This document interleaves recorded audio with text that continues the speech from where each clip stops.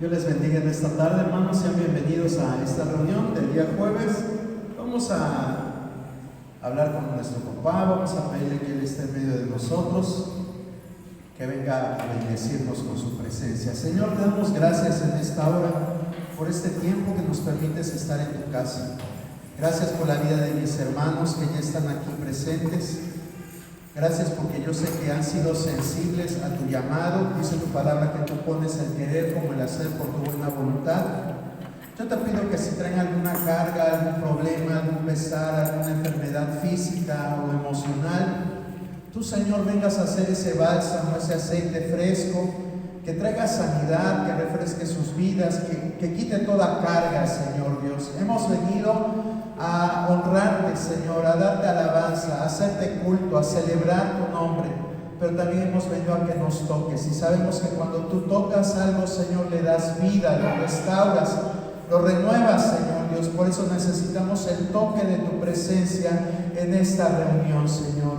Si hemos venido como desierto árido, hoy te pedimos que broten ríos de agua viva, Señor, de este lugar, de nuestra vida, Señor, que podamos reflejar lo que tú eres para nosotros. Gracias por este tiempo que nos permite, Señor.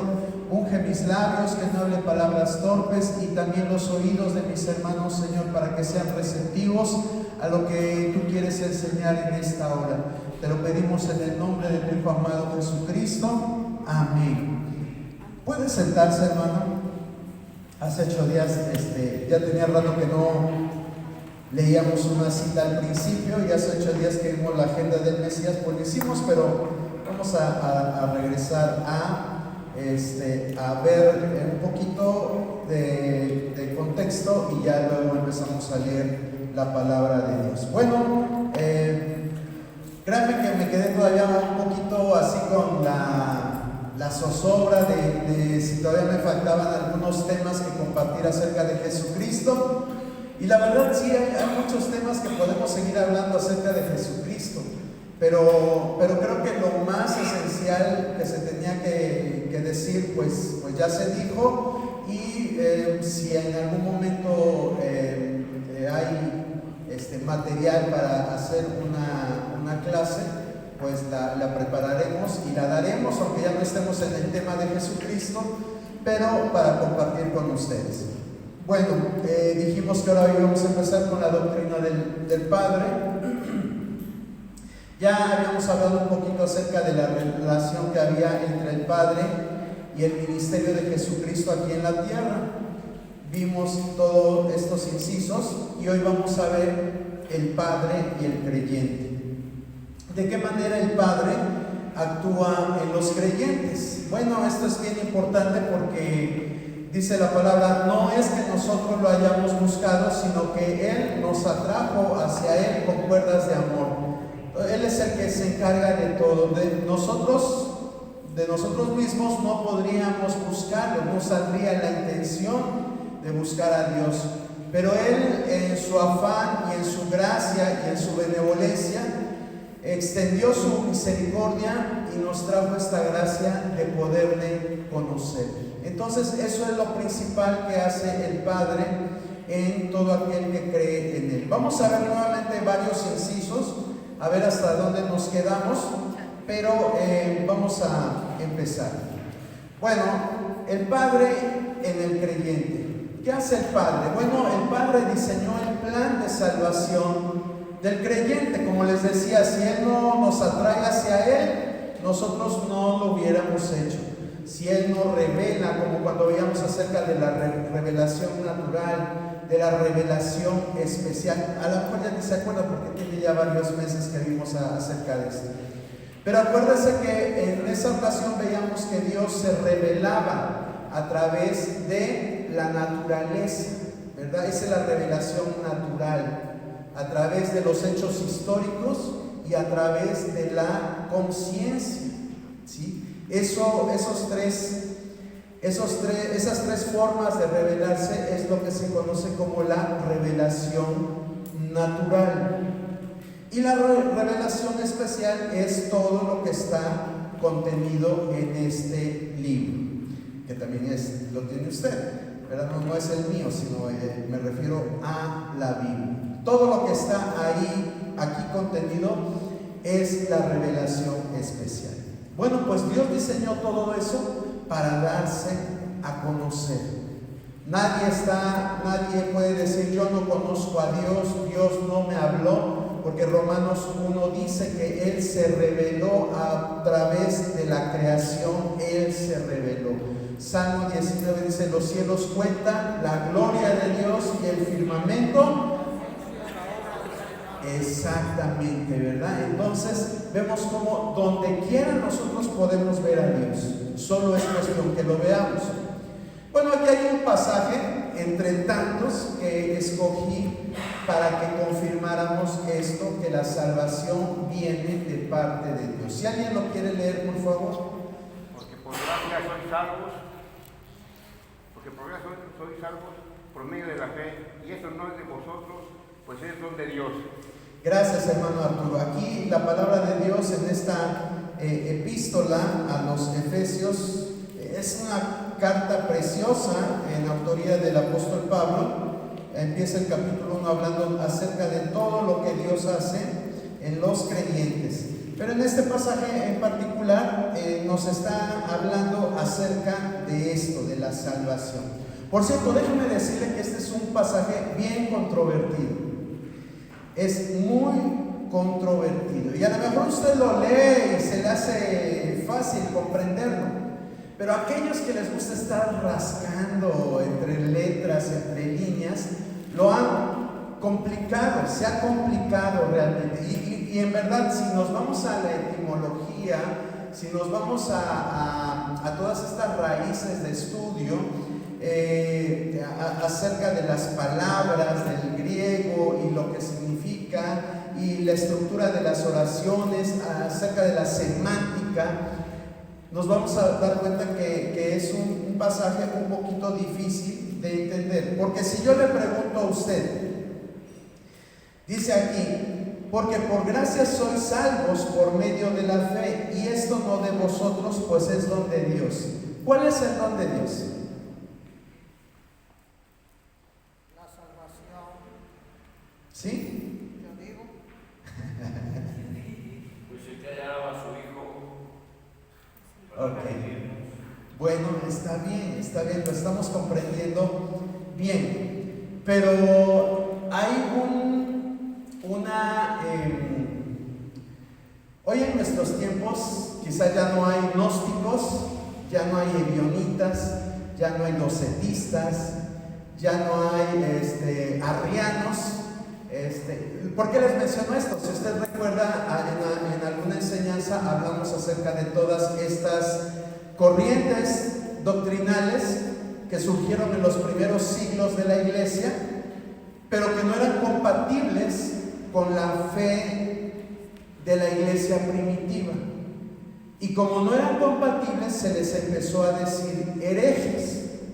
¿Sí? Los ebionitas, los gnósticos, los docetistas, los nestorianos, y toda esta serie de personajes y sus creencias se les consideraron herejías. Bueno, pues la iglesia primitiva tuvo sus luchas con aquellas personas, con aquellas creencias.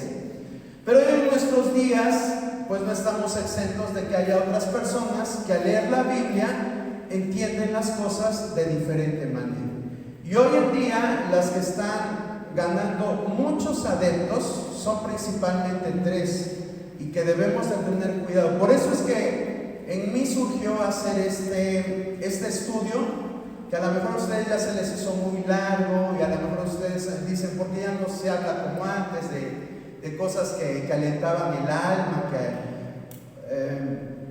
Todo es importante, pero vuelvo a repetir, el porqué de estos estudios es precisamente porque hay tres corrientes de pensamiento, de doctrinas, que están atrayendo mucho a los cristianos, y con bases bíblicas aparentes. ¿Y cuáles son estas tres corrientes? Una, los unicitarios. estas iglesias o doctrinas pues enseñan que Dios son tres personas, porque la Biblia dice: oye Israel, el Señor nuestro Dios, el Señor uno es. Y toman muchos pasajes de la Biblia para decir que Dios no tiene tres personas, que Dios se ha manifestado en tres personas, pero que las tres no son independientes, sino que en ocasiones el Padre se vuelve el Hijo se vuelve el Espíritu Santo se vuelve el Padre. ¿Sí me estoy dando a entender? O sea, que como digamos, toma Dios diferente personalidad en diferentes tiempos. A grosso modo, eso es lo que entienden los unicitarios. Diríamos, es bien fácil contradecirlos, pero no, están bien plantados en su doctrina. De hecho, han convertido a trinitarios en unicitarios. Bueno, fíjense, esto del unicitarismo no es reciente. En las épocas primitivas de la iglesia, es decir, en los primeros siglos de la iglesia, ya existía una corriente de pensamiento similar y le llamaban sabelianismo, porque surgió de un hombre que se llamaba Sabelio. Y este sabelianismo fue el que hizo la doctrina, o más bien dicho, el precursor del unicitarismo. A su doctrina le llamó modalismo. ¿Por qué modalismo? Porque haga de cuenta que el modalismo decía que Dios se hacía el Padre, Dios se hacía el Hijo y Dios se hacía el Espíritu Santo. Entonces, por eso se llamó modalismo o sabelianismo. Bueno, esa es una de las corrientes. La otra son las raíces hebreas, que también yo sé que ustedes lo conocen como los judaizantes, que también existían en el tiempo de Pablo. De hecho, la carta a los Gálatas está escrita para la comunidad cristiana que había sido invadida por estas comunidades de judaizantes. Y por eso es que Pablo les dice: Gálatas tontos, o bueno, hay otra palabra más fuerte para tonto que no la vamos a decir, pero la Biblia dice insensatos, Gálatas insensatos. Dice: ¿cómo es posible que hayan empezado con el Espíritu y hoy caigan nuevamente en ritualismo? Entonces, las raíces hebreas están también ganando mucha gente, y es increíble, porque simplemente es repetir la historia. Y el otro grupo es de los reformados. Los reformados es una doctrina que está más encubierta, porque prácticamente creemos lo mismo, pero los reformados están muy influidos por la doctrina calvinista. Y la doctrina calvinista, que de Juan Calvino, es un reformador de aquel tiempo, él decía que Dios en su soberanía, exalta mucho la soberanía de Dios, ya tiene destinada a la gente que va a ser salva. ¿Cuántos han escuchado de la predestinación? ¿Sí han escuchado? Que ya tú eres salvo porque Dios así lo diseñó, y que nadie puede hacerte caer, o sea, ya si tú eres salvo, ya eres salvo y ya. Y el que no es para salvación, pues ni modo, ya le tocó no ser para salvación. Esa es la doble predestinación, unos para salvación y otros para perdición. Hay modificaciones. Sí, ha habido modificaciones con tal de suavizar un poquito la doctrina. Han suavizado las cosas, porque la doctrina en sí, esta doctrina es muy pesada. Los calvinistas dicen que si tú eres una persona destinada para salvación, pues desde que naces, desde que estás en el vientre de tu madre, te salen alitas y te vas al cielo con todo y, bueno, no zapatos porque no tienes zapatos en el vientre, pero ya ese es tu destino. Pero si tú no eres destinado para salvación, aunque haya sido ese ser un aborto, pues se va al infierno, porque ya estaba destinado para eso. Ese es el calvinismo puro. Ese es el calvinismo puro. Vuelvo a repetir, ya lo han tratado de suavizar, ya a eso de que los infantes, los que no son predestinados no se van al infierno, porque ya le metieron que la gracia de Dios, y bueno. Pero sí, ese es el calvinismo. Entonces las iglesias reformadas tienen ese tipo de doctrina en su mayoría. ¿Sí? ¿Quiénes son? Bueno, después hablaremos de esto más a detalle. Pero sí quiero que se graben esto, porque vuelvo a repetir, están muy en boga estos tres corrientes doctrinales. Son de ahora, no son del tiempo de la iglesia primitiva, son de ahora. Los unicitarios, raíces hebreas, y los reformados. Entonces aguas con este tipo, porque ¿por qué les hice este comentario? Porque Efesios 2:8, ellos lo entienden que la fe es lo que es el don de Dios, no la salvación. Ellos dicen, es que aquí Efesios 2:8 está diciendo, porque por gracia sois salvos por medio de la fe, y esto no de vosotros, pues es don de Dios. Entonces ellos interpretan que lo que es don de Dios no es la salvación, sino la fe. Y qué bueno que ustedes no lo entienden así, porque así es. La fe no es un don de Dios. Bueno, sí es un don de Dios, pero no en el plano salvífico. La Biblia habla de diferentes formas de fe. Tenemos la fe como don espiritual. ¿Sí? Los dones espirituales, acuérdense cuáles son: sanidades, milagros, palabra de ciencia, palabra de sabiduría, discernimiento de espíritus, don de lenguas, don de profecía. Y dentro de esos dones está el don de fe, que el don de fe es simplemente una persona que es dotada por el Espíritu Santo para creer cosas que no cualquier creyente cree. Eso es el don de fe. Una persona que ha sido dotada por medio del Espíritu Santo para creer aquellas cosas que un creyente normal pues no cree. Eso es como don.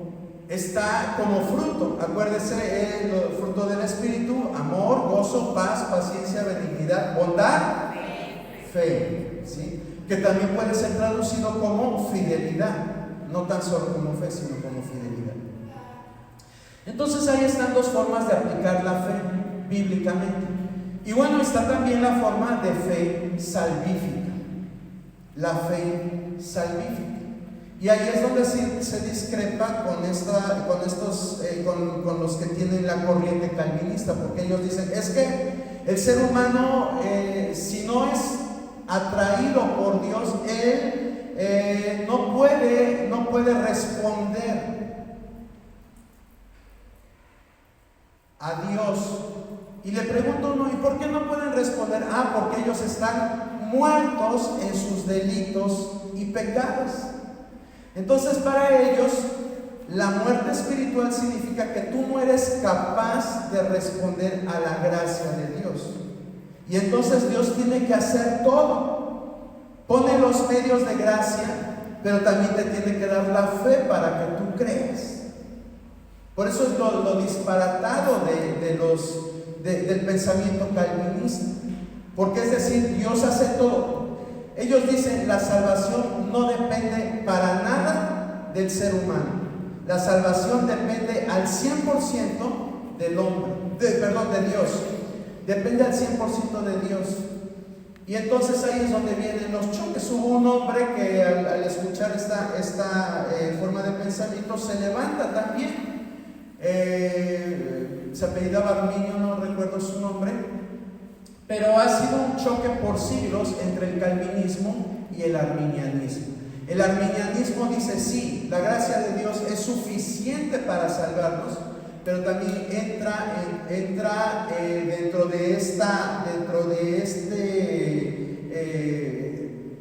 plan de Dios, el libre albedrío del ser humano. Y ese es el problema, que nunca se han puesto de acuerdo la gente. Por eso es que siempre está el debate: ¿se pierde la salvación o no se pierde? Sí, el calvinismo contra el arminianismo. ¿Por qué les saqué toda esta odisea? Porque Efesios 2:8 lo leemos normalmente y entendemos que a lo que se refiere es a la salvación. El don de Dios es la salvación. Pero vuelvo a repetir, los que están influidos por la corriente de Calvino dicen: no es la salvación. El don de Dios es la fe, porque si Dios no nos da fe, entonces no podemos creer. En pocas palabras, ellos refieren que todo esto es por la soberanía de Dios.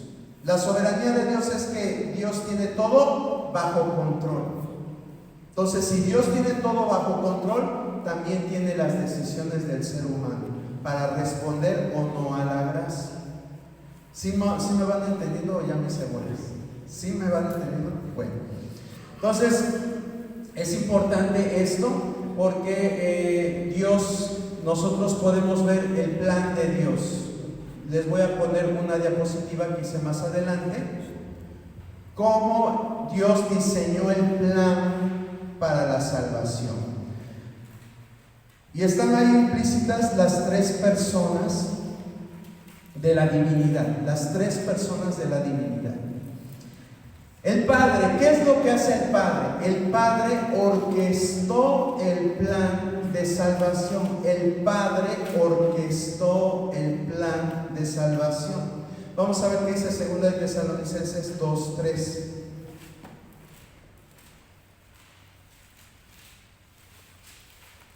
Pero nosotros debemos dar siempre gracias a Dios respecto a vosotros, hermanos amados por el Señor, que Dios os haya escogido desde el principio para salvación mediante la santificación por el Espíritu y la fe en la verdad.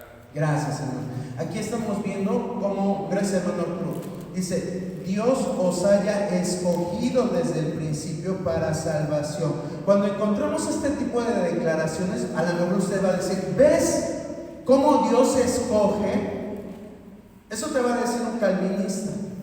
¿Ves cómo ahí vemos cómo tú no puedes escoger, sino que Dios te escoge? Pero cuando Dios usa este tipo de palabras, no se está refiriendo en un sentido individual. Que Dios diga: a ver, Clara Luz Martínez, tú eres escogida. A ver, otra persona, tú no eres escogido. No se refiere a eso. Cuando Dios usa la palabra o usa términos como escoger, está hablando en plural, que Dios tiene un pueblo escogido, porque eso es lo que dijo desde los tiempos de Abraham: en ti serán benditas todas las naciones de la tierra. Entonces, cuando Dios habla acerca, como dice acá, dice: Dios os haya, se da cuenta que está en plural. Dios os haya escogido. Se está refiriendo a que Dios tenía predestinado un pueblo para él. Eso lo vemos desde el principio. Dios empezó con Israel. Dios empezó su plan redentor con la simiente de Abraham, porque fue Abraham un hombre que le creyó y le fue contado por justicia. Después vino Cristo, ¿y qué hizo el pueblo de Israel? El pueblo de Israel lo rechazó. Y entonces la misma palabra de Dios, Juan 1, dice: a los suyos vino y los suyos no le recibieron. Mas a todos los que le reciban serán llamados hijos de Dios. Está la condicionante: mas a todos los que le reciban. ¿Quién no tiene que recibir? Nosotros. ¿Se dan cuenta cómo entra la voluntad humana? Entonces, cuando usted ve este tipo de pasajes, que a primera instancia, vuelvo a repetir, un calvinista, un reformado le va a decir: ¿ves cómo aquí la Biblia habla de que somos escogidos? Tú le vas a decir: no, se está refiriendo a un pueblo. Sí, Dios pensó en un pueblo, pero Él no dijo quiénes iban a estar dentro de ese pueblo. Él sabe quiénes están dentro de ese pueblo, porque Él sabemos que Él es omnisciente, todo lo sabe. Pero a formar parte de ese pueblo están llamados todos, no nada más los que Él, digamos, este sí, a ver, estos no, este sí, este no. No, son todos. En ese sentido es la predestinación, vamos a llamarlo. Hay otra forma de ver la predestinación, ahorita lo vamos a ver. Bueno, entonces aquí vemos cómo dice, Dios escogió para salvación mediante la santificación por el Espíritu Santo y la fe en la verdad. ¿Quién es la verdad? Jesucristo. Yo soy el camino, la verdad y la vida. Entonces aquí en este pasaje estamos viendo la acción de las tres personas de la divinidad, ¿verdad? Dios, el Padre, orquesta el rol, vamos a llamarlo así, para la salvación. Jesucristo es el medio propiciatorio y el Espíritu Santo es el que nos lleva en la santificación. Esto lo vemos aquí en la misma diapositiva. Dice, Jesucristo, ¿qué es lo que hace Jesucristo en la salvación? Él nos redime. Efesios 1:7, ¿qué dice? En quien tenemos redención por su sangre, el perdón de pecados según las riquezas de su gracia. Gracias, hermana Clara. En quien tenemos redención de pecado por medio de su sangre. Tenemos redención de pecado. ¿Qué es redención? Redimir, pagar. Comprar, ¿verdad? Ya habíamos hablado que redimir es comprar. Eso simplemente éramos esclavos del pecado, estábamos muertos en nuestros delitos y pecados, pero viene Cristo y nos compra y nos pasa de las tinieblas a su luz admirable. Entonces Jesucristo nos redime y también nos justifica. ¿Qué dice Romanos 8:33?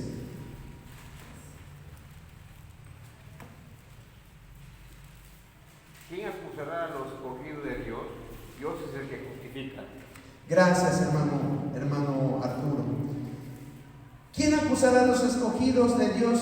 Dios es el que justifica, ¿verdad? Dice también en Romanos 5:1, justificados pues por la fe, tenemos paz para con Dios por medio de nuestro Señor Jesucristo. ¿Sí? A través del sacrificio de Cristo somos nosotros justificados. ¿Y qué es ser justificado? Alguien que me puede ilustrar de lo que es justicia divina. Ya alguna vez hablamos acerca de esto.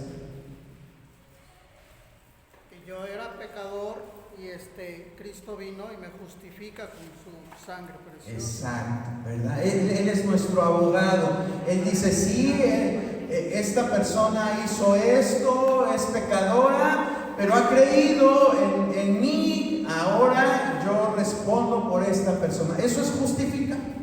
A grosso modo, perdón, hermano. Somos absueltos. Absueltos, sí, hermano Abel. Él nos quita toda culpa y ahora estamos justificados. Es como bueno, yo estoy seguro, creo que aquí nadie ha vivido estar en una prisión y de momento llega tu abogado y te dicen, ¿sabes qué? Ya vas a salir de aquí y ahora le agarra tus cositas.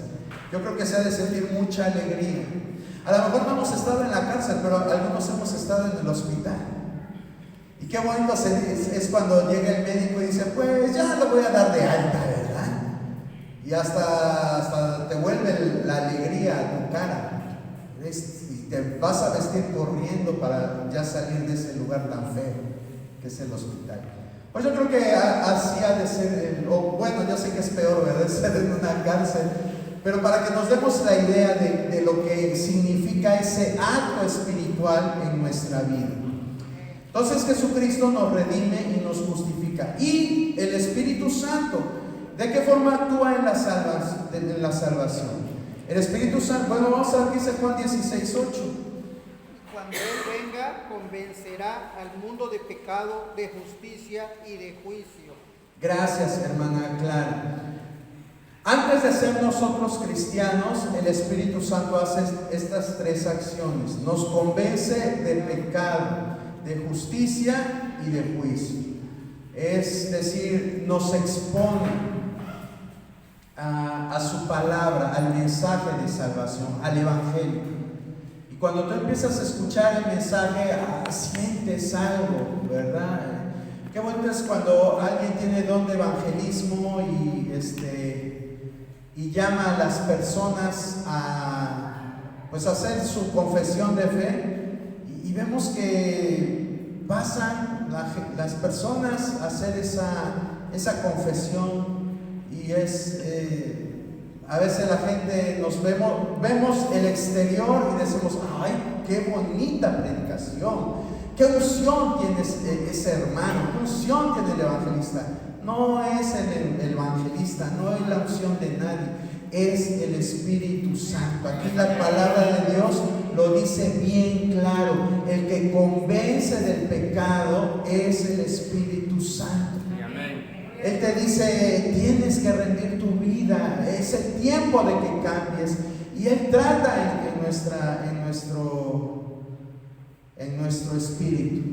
Ya alguna vez les comenté que cuando en una ocasión vino Gille Ávila aquí al campo del ADO, hace mucho tiempo, yo era niño, hace mucho tiempo,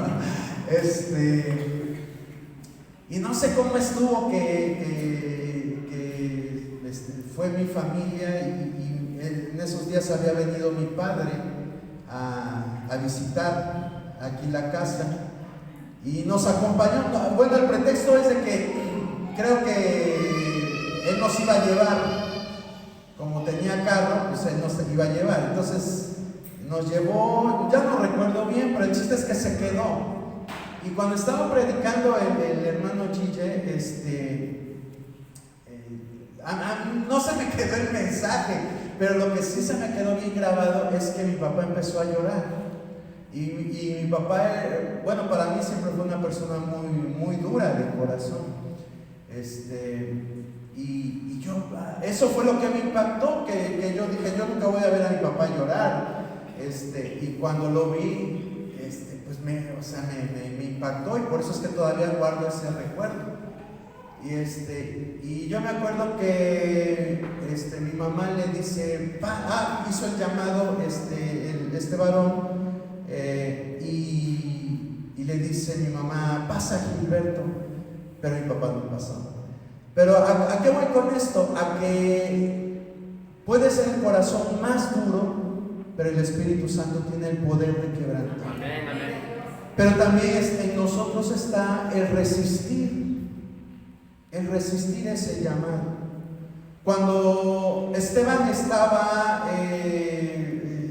predicándole a los religiosos de su tiempo, esta narración está en Hechos, les dice: ¿por qué siempre resisten al Espíritu Santo?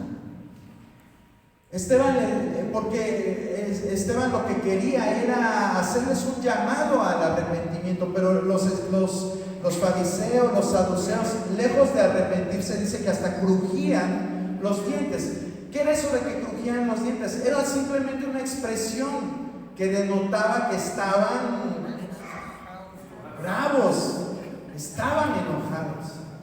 Y Esteban, con toda la llenura del Espíritu Santo, les estaba hablando, y esta gente no aceptaba y se resistía. Por eso es que él les dice: ustedes siempre resisten al Espíritu Santo. Entonces vea cómo la voluntad humana sí influye o tiene su parte dentro de la salvación. No es como los calvinistas o los reformados dicen que Dios se encarga de todo. No, el ser humano también tiene su parte. Nosotros vemos cómo Jesús siempre apela a la fe de la gente cuando estuvo en el ministerio en la tierra. Siempre les decía: grande es tu fe, o les decía: hombres de poca fe, o a otros les decía: tu fe te ha salvado. Pero siempre decía: tu fe. Nunca dijo, es que el Padre te dio poca fe y por eso no crees y por eso estás condenado. Nunca dijo eso, siempre apeló. En los últimos días, en la última semana de Jesucristo, Él dice que estaba viendo Jerusalén, y cuando estaba ahí en el monte de los olivos y ve a lo lejos a Jerusalén, dice: Jerusalén, Jerusalén, que matas y apedreas a los que te son enviados. Dice: cuántas veces quise cubrirte como la gallina sus polluelos. Dice: pero no quisiste. ¿Se da cuenta? Nada de que ay, pues es que les dio poquita fe. No, Él dice: pero no quisiste, haciéndoles responsables por su decisión.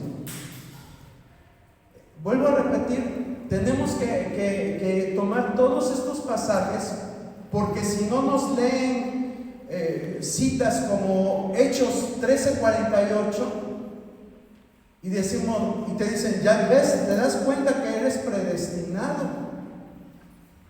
y tú vas a decir: ay, pues sí. Y la gente cae, hermano.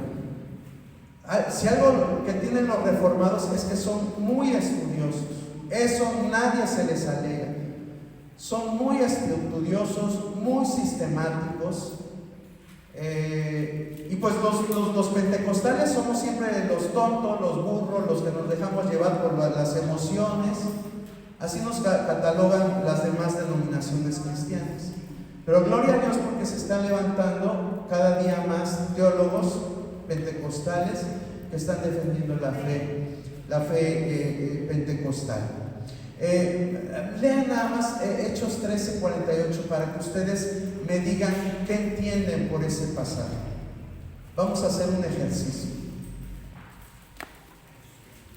Que no es el tema ahorita hablar de salvación, pero me apasiona todo esto, la verdad. 13:48, por favor. Sí, quien lo tenga, por favor. Los gentiles, oyendo esto, se regocijaban y glorificaban la palabra del Señor, y creyeron todos los que estaban ordenados para la vida eterna. Gracias, hermana Elvia. ¿Qué entienden en ese pasaje? La última frase.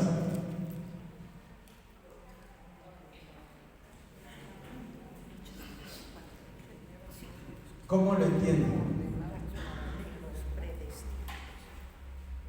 Van a decir: ay, hermanos, que los reformados sí tienen razón.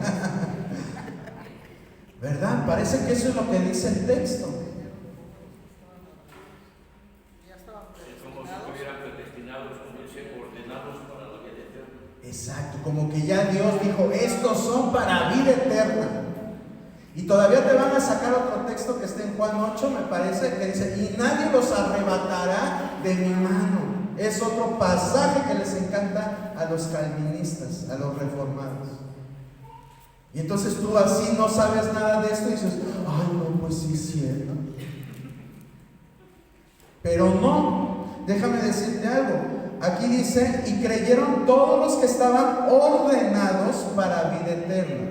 En griego, la palabra ordenado es tazo, no esos tazos de tazos de juguete. T-A-S-S-O, esa es la palabra griega. Si usted la quiere anotar, y si tiene un comentario o diccionario interlineal en griego, lo puede buscar. Tazo.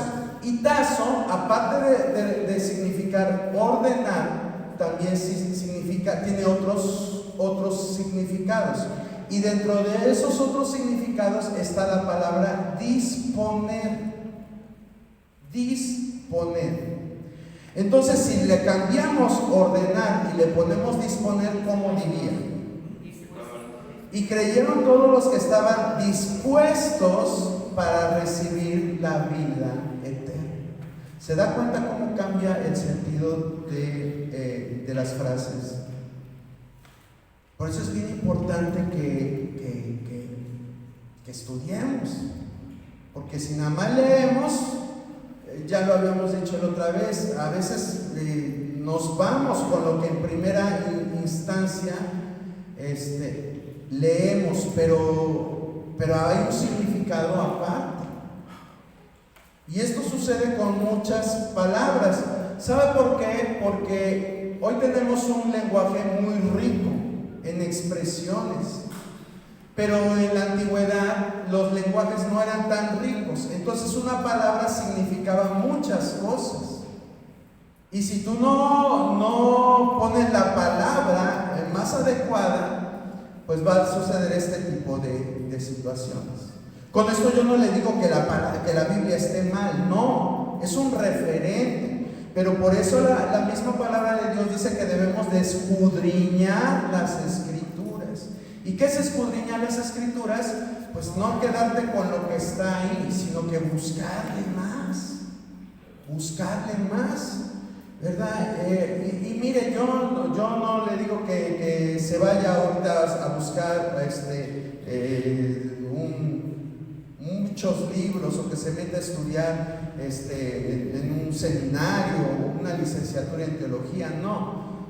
Simplemente cómprese una versión dinámica. Ya hemos hablado que hay traducciones dinámicas y traducciones textuales de la Biblia.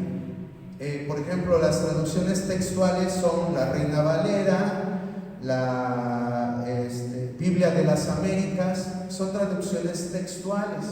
Está bien tener estas porque nos apegan más a la traducción, vamos a llamar a lo que decían los manuscritos no originales, porque acuérdense que en la Biblia no hay manuscritos originales del Nuevo Testamento, pero sí de los más antiguos, y nos ayudan a entender lo que decía. Pero las versiones dinámicas, esas nos ayudan a comprender un poquito mejor porque están escritas en un lenguaje más actualizado. ¿Como cuáles? La traducción Nueva Traducción Viviente, la traducción en lenguaje actual, la Dios habla hoy, la NBI, aunque mucha gente la ha satanizado a la NBI, pero en realidad es una buena traducción, es un tanto textual y un tanto dinámica, es, digamos, parte y parte, ¿sí? Hay algunas que están ya muy modernas, pero eso nos va a ayudar a comprender algunos pasajes. En otras ocasiones vamos a tener que recurrir quizás a un diccionario. Puede comprarse el diccionario Vine, que es un diccionario que trae palabras en hebreo y palabras en griego y nos ayuda a ver el significado real de las palabras. O un comentario, cómprese un buen comentario. Y con estas tres ayudas usted va a poder aprender un poquito más de la palabra, ¿sí? Entonces es importante esto, porque si no nos duermen, hermano, nos duermen. Y no tenemos que estar listos para todo este tipo de nuevas doctrinas que se infiltran entre las filas de los cristianos. Bueno, entonces el Espíritu Santo hace 3 acciones antes de arrepentirnos y 3 acciones después de arrepentirnos. Bueno, hace más, pero las que digamos son más resaltables son estas. Antes de convertirnos, Él nos convence de pecado, nos convence de justicia y nos convence de juicio. Convencer del pecado es el ejemplo que yo le decía acerca de mi padre. Convencer de justicia es que Él te hace ver la necesidad que tienes de un Salvador. Por eso es que cuando hace el llamado a Pedro, se arrepienten y se convierten 3,000 personas en el día del Pentecostés, porque el Espíritu Santo estaba convenciendo de pecado, de justicia y de juicio. ¿De juicio a qué se refiere? A saber que Dios está en un tiempo con sus brazos abiertos, pero va a haber un tiempo en que esa gracia se termina y Dios nos va a llamar a cuentas. Está establecido que el hombre muera una sola vez y después de esto el juicio. ¿Sale? Entonces, no era la intención ahorita hablar de salvación, pero lo tocamos porque eso es lo que hace el Espíritu Santo, el Padre. ¿verdad? El Padre diseña el plan de salvación del creyente. A ver si más adelante tenemos un estudio también acerca de salvación, en donde ya veremos más detalladamente qué es justificación, qué es expiación, qué es redención, qué es la obra del Espíritu Santo. Podemos ver ahora sí a detalle el calvinismo, raíces hebreas, unicitarismo, y yo creo que va a ser de mucha edificación para todos nosotros. Bueno, después vemos que diseña el plan del Padre y también predestina al creyente. Es otra palabra, ¿verdad?, que ya la mencionamos ahorita y que en los círculos calvinistas también está muy arraigada, porque prácticamente es la raíz de su doctrina de salvación. Romanos 8:29, vamos a ver qué dice.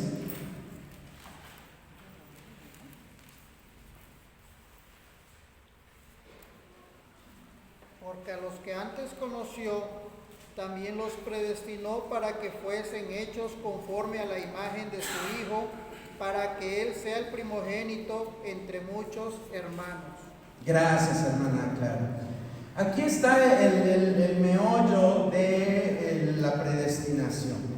La predestinación es realmente una doctrina bíblica, nadie lo va a negar. Si alguien te pregunta, oye, ¿tú crees en la predestinación? ¿Qué vas a contestar? Sí, yo creo en la predestinación porque es una doctrina que está en la Biblia, pero no la creo como la exponen cierto grupo de cristianos, por no decir reformados, ¿verdad?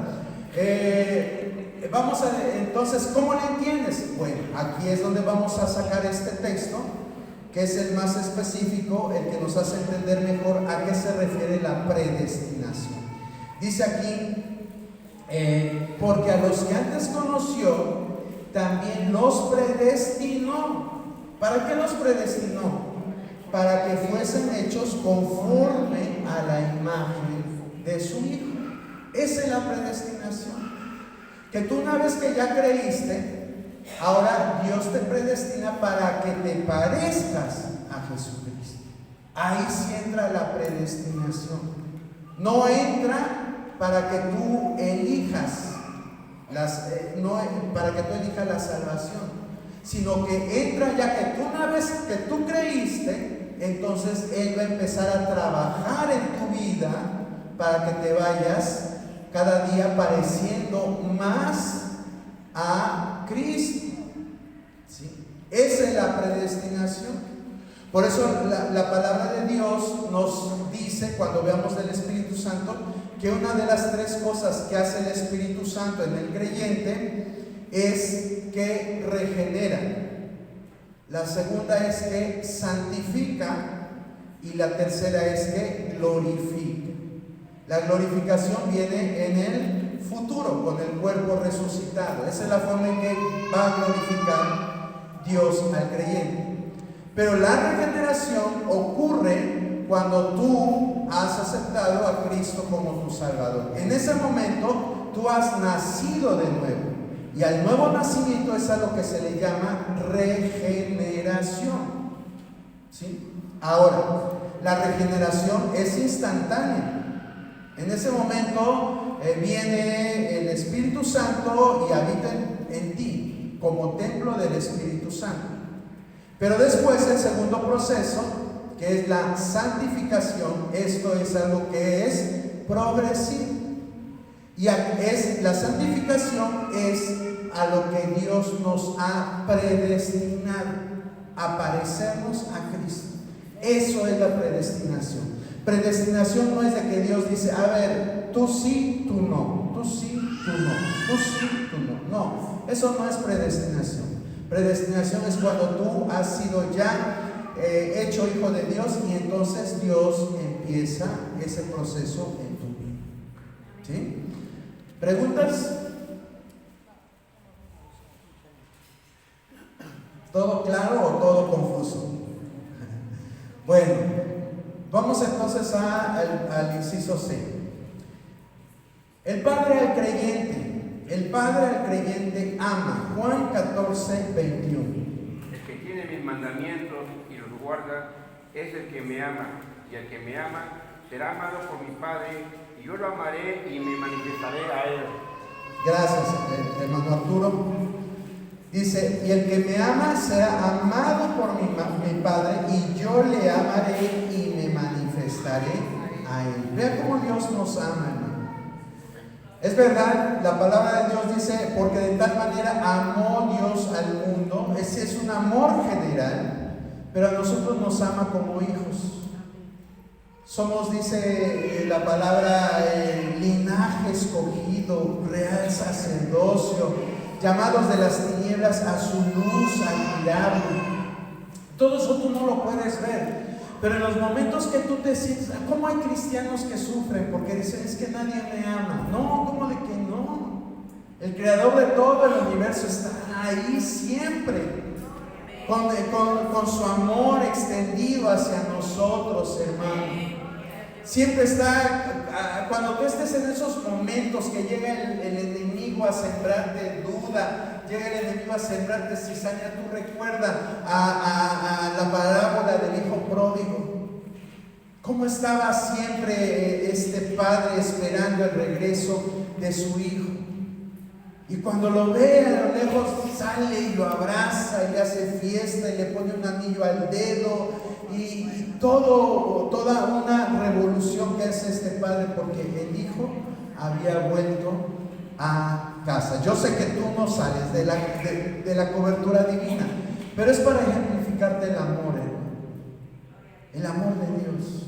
El amor de Dios es grande. Dice, ¿quién nos apartará del amor de Dios? Dice, ni lo alto, ni lo bajo, ni tribulación, ni angustia, ni nada de lo creado nos puede separar del amor de Dios. Dios nos tiene bien agarrados, hermano. A lo mejor para muchas personas pasamos indiferentes, pero para Dios no pasamos indiferentes. Puede ser que tú en tu trabajo te veas menospreciado, piensas que pasas inadvertido. Si tú vas a la escuela, quizás en medio de 60 compañeros que están ahí dentro del aula, tú a lo mejor tú dices, yo paso desapercibido, pero para Dios no pasamos desapercibidos. Él nos ama con amor eterno, con un amor fiel en nuestro Dios.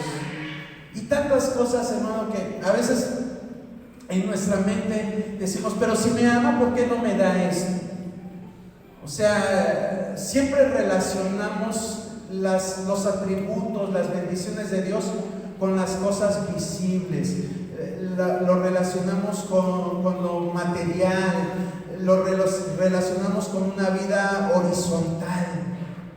Pero si estamos creyendo en un Padre celestial, un Padre que es espíritu, debemos de también pensar y ver las cosas hacia arriba, no hacia nuestro frente, sino hacia arriba, porque Él está arriba, está con nosotros, pero sus pensamientos son altos.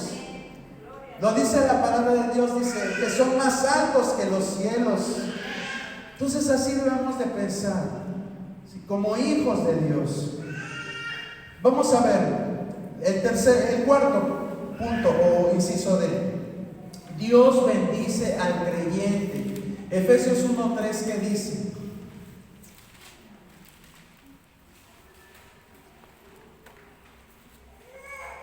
Bendito sea Dios y Padre de nuestro Señor Jesucristo, que nos bendijo con toda bendición espiritual en los lugares celestiales en Cristo. Gracias, hermano Arturo, que nos bendijo en los lugares celestiales, ¿verdad? Con toda bendición espiritual en los lugares celestiales. Dios tiene tantas cosas, hermano, para nosotros, ¿sí? Y no se trata de pensar solamente allá, sino que en nuestra vida como seres humanos debemos de pensar que esas bendiciones espirituales, para ti, ¿cuál es una bendición espiritual?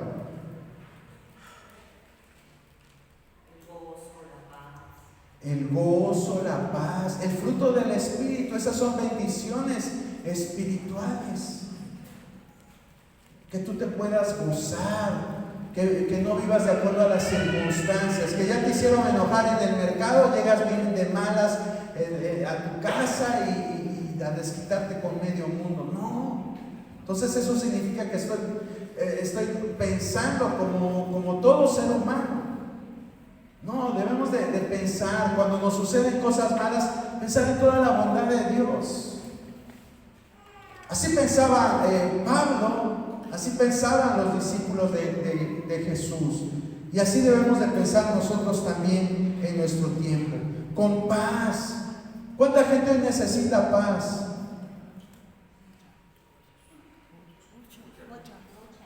Todo el mundo necesita paz. Escuchas que hay ya en el Medio Oriente que casi se destruyen y ya estás pensando que te van a mandar misiles y ya no se te fue el sueño porque no te vaya a caer un dron iraní y te vaya a destruir tu casa.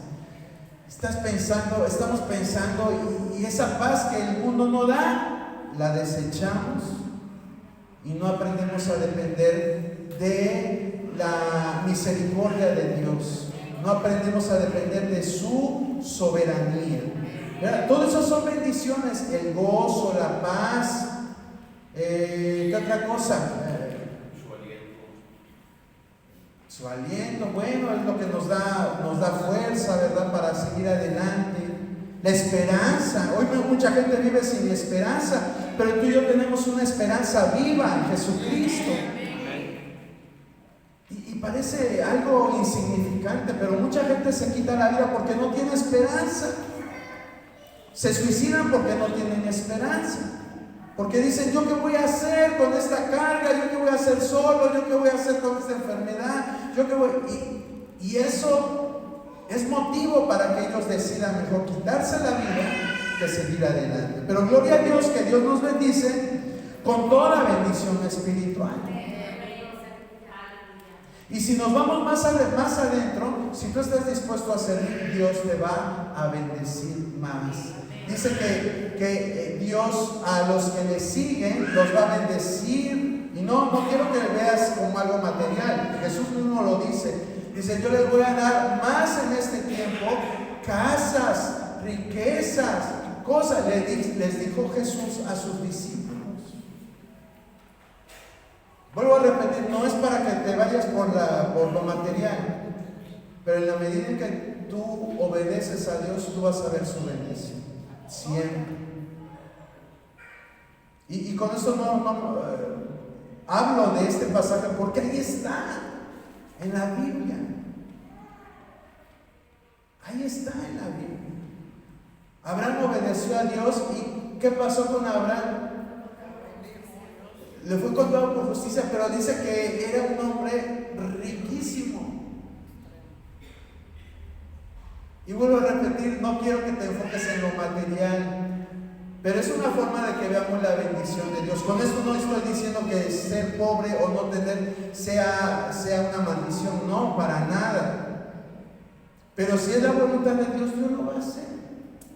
A lo mejor tú le estás pidiendo a Dios, Señor, estoy evangelizando a esta familia, que hay en esa familia hay enfermedad, Señor, pero yo sé que ellos necesitan de ti, Señor, usa mis manos. Tu palabra dice que pondremos las manos sobre los enfermos y ellos sanarán, Señor. Usa mis manos para que a través de tu palabra y de que yo crea en lo que tú has prometido para mí, pueda venir bendición para esa gente. Y Dios lo va a hacer. Esas bendiciones espirituales, lo que Dios nos promete. Y Dios nos ha prometido muchas cosas, hermano. Muchas cosas. Bueno, vamos a ver al siguiente punto. Dios al creyente lo guarda. Juan 17:11.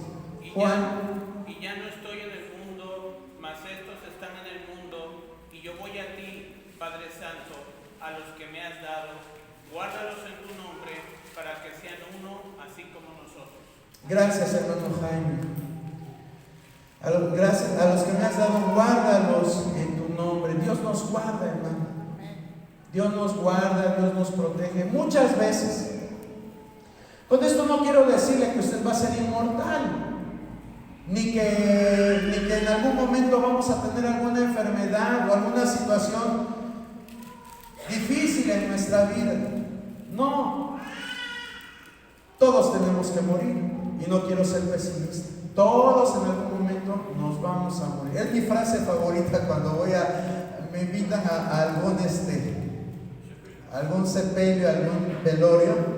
Siempre, no sé por qué siempre la digo. Aquí cada quien es diferente, unos chinos, otros lacios, unos bajitos, otros altos, otros blancos, otros morenitos. Pero algo que tenemos en común es que todos nos vamos a ir. Si es que no viene antes Cristo, ¿verdad? Pero todos nos vamos a ir.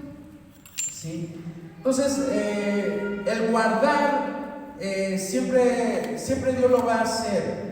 Pero va a llegar un tiempo en que conforme a sus planes puede hacer que sea el tiempo de partir. Sea el tiempo de partir. Juan el Bautista se fue muy joven, ¿verdad? ¿Recuerda la vida de Juan el Bautista? ¿Sí se la saben o no se la saben? Sí, yo sé que sí se la saben. Y diríamos, bueno, ¿y cómo es que Dios guarda a los suyos? Y que Juan el Bautista fue considerado el más grande profeta. ¿Y cómo murió? Y nos hacemos esa pregunta. Y con otros personajes, ¿no? ¿Cuántas personas murieron a manos de las fieras bueno, no en las manos, porque las fieras no tienen manos. Murieron en el Coliseo Romano por fieras. En la Inquisición, ¿cuántos cristianos murieron de una forma tan brutal en esos métodos que tenían para matar a los rebeldes, a los herejes? Y diríamos, entonces Dios, ¿dónde está? Bueno, Dios en ocasiones permite eso, pero con un propósito, hermano. Con un propósito. Sí. Quizás para expandir más el Evangelio. Y la realidad es que como seres humanos tenemos miedo, pero no podemos negarnos a la realidad. Que sí, Dios nos ha librado. Yo creo que si aquí a más de uno le pregunto, ¿Dios nos ha librado de algún problema, de algún accidente, de alguna enfermedad? Muchos vamos a decir que sí.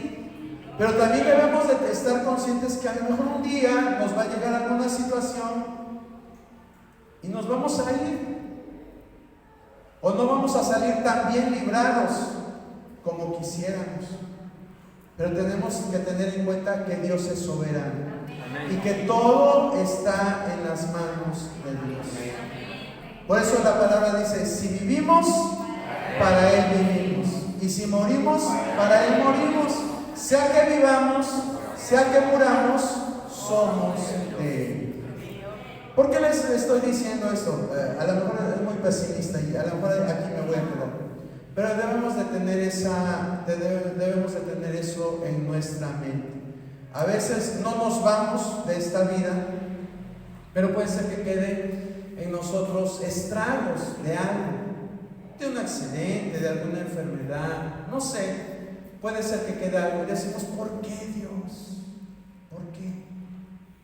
Bueno, a lo mejor se oye una respuesta fácil para salir de la situación, pero Él es soberano, como vuelvo a repetir. Pablo, antes de conocer a Cristo, era un hombre incansable, andaba ahí atrás de los cristianos, los agarraba, los sacaba de su casa, los metía al calabozo. Era imparable. Yo creo que este Pablo tenía se me olvidó cómo se le llama de la hiperactividad. Déficit de atención con hiperactividad, ¿verdad? Esa gente que no puede estar quieta porque ya anda viendo qué hacer. Yo creo que así era Pablo.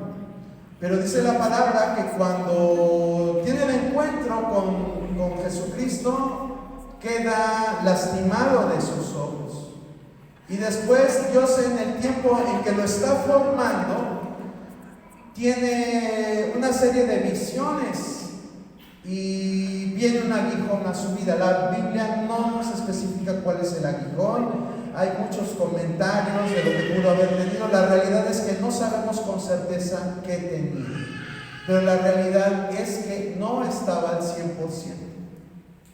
Y sin embargo, Él siguió adelante.